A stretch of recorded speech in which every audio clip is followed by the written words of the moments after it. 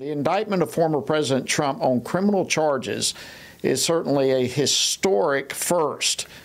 Obviously, there are sweeping implications for the 2024 presidential election and beyond. And Republican leaders have criticized the president on his weaponization of the federal government, law enforcement. And what does all that weaponization ultimately mean? Well, joining me now to discuss this and more is Congressman Randy Weber. He serves on the House Committee on Energy and Commerce, as well as the House Committee on Science, Space, and Technology. He represents the 14th Congressional District of Texas. Congressman Weber, always great to see you. Welcome to Washington Watch. Thank you, Jody. Great to see you. We appreciate what you do.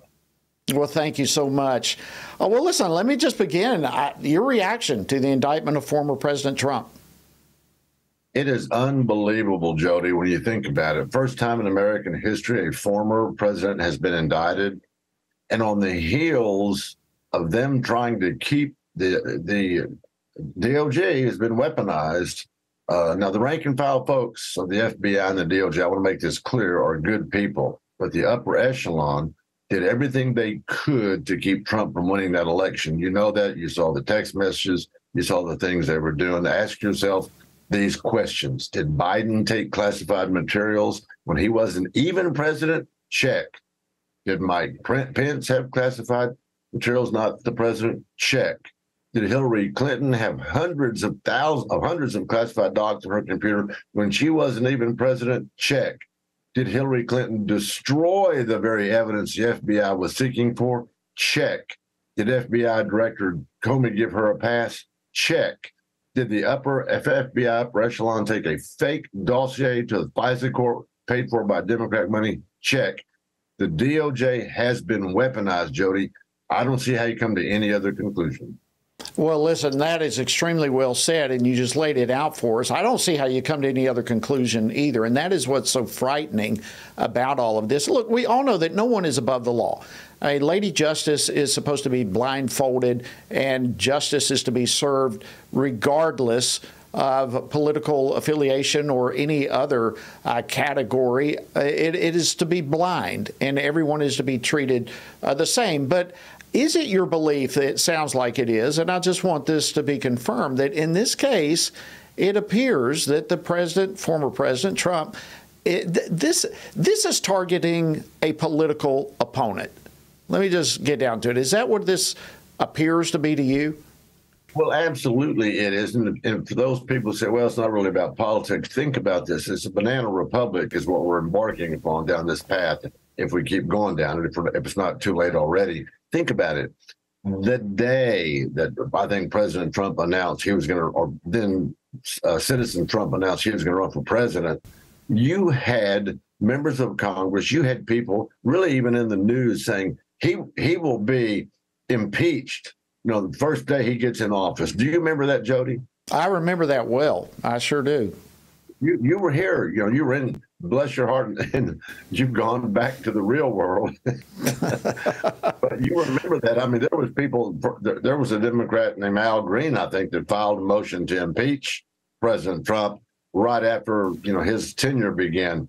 This is crazy that the political machine, call it what you want, the Democrat machine, has been after Trump, and the news and the liberal left news has been after Trump since day one. It's very, very scary for the American public and the American way of life. It is scary, and let me take it to another level, and I bring this up because you brought it up. But what are we to make of the indictment of President Trump when you have other political figures who have had classified documents, be it in their garage or in their private email server or whatever, and like you mentioned with Hillary Clinton, destroyed supposedly tens of thousands of emails and no prosecution? What are we to make of all of this? Well, it's a double standard that the people of America ought to rise up, because Clinton herself stuck her finger in the eye of the American public. You'll remember this. Not only did she destroy the classified documents, they took hammers to their phones. They tried to destroy the computer that they were stored on, and they used what's called BleachBit. I had never heard of BleachBit until back then.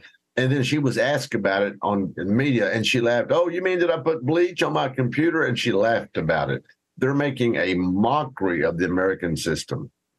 Well, what is so fearful is it's no longer a potential. We are witnessing the unfolding, the laying out of a two-tiered system, where if you are part of the political party of choice, then you can pretty much get away seemingly with all sorts of things. But if you are a political opponent, then watch out. We're coming after you. And I think many people are even fearful that that's part of what's behind 87,000 or whatever the number is going to be, new IRS agents who are potentially going to be unleashed on, who knows, conservatives? Well, that's all part of their plan. Of course, I often have said for many, many years that IRS stands for Infernal Revenue Service, and people ought to be really, really skeptical about them. And look, it's not just the FISA court warrant that we saw what was going on with the weaponized DOJ. Think about it. Even when Joe Biden was vice president, he literally bragged on TV that the Ukrainians, you want to talk about quid pro quo, pay to play, that the Ukrainians didn't fire the prosecutor that was investigating the company his son worked for. By the way, he got millions of dollars to that company without any experience in energy. But no, notwithstanding that, I mean, that's just a minor detail, right? But anyway, Yes.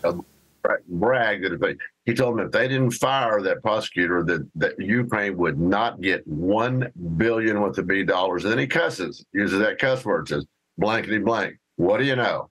They fired that prosecutor. These guys, and yet there's also now indications that Biden's been taking money from foreign entities in exchange for, it's called pay to play. It's okay if they do it, but boy, Trump should not do anything. He shouldn't get out of the straight and narrow because they're going to come after him, and they've been coming after him. This is yet the most stringent, I would call it egregious, evil act they've done toward Trump. I couldn't agree anymore. In fact, I think we're going to try to pull that clip up that you referenced a little bit later on in the program. Congressman, before you leave, I just want to get your take. Of course, you're from Texas, a great representative from Texas. And earlier today, your governor, Greg Abbott, announced that he is going to install a floating border along the Rio Grande to deter migrants from crossing the river into the U.S. illegally. What do you make of this? Oh, it's absolutely warranted. The sad part about it is why should the state of Texas, the citizens of Texas, Texans, be having to pay to protect the southern border that the United States has a responsibility to protect? I hope that we get completely back in power the Republicans, and that when we have passed an appropriations bill, we repay Texas for all the money they've spent protecting the southern border, because it's not supposed to be the state of Texas's responsibility. It's supposed to be the federal government's. I was in the State House 4 years on the Borders Committee. I can tell you things about the southern border that would make your head spin. It is that bad down there. It's worse. And then it was that bad.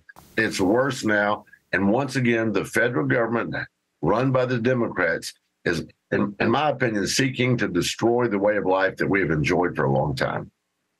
Well, it's going to be very interesting. I just looking at that barrier across the river, I thought this is brilliant. I know there was one of the sheriffs in Maverick County who actually said that they discover drowned victims nearly every day, and that this is going to help save lives. So very interesting what's going on. Congressman Randy Weber, thank you so much for your leadership there in Congress, and we're grateful for your coming on the program this evening.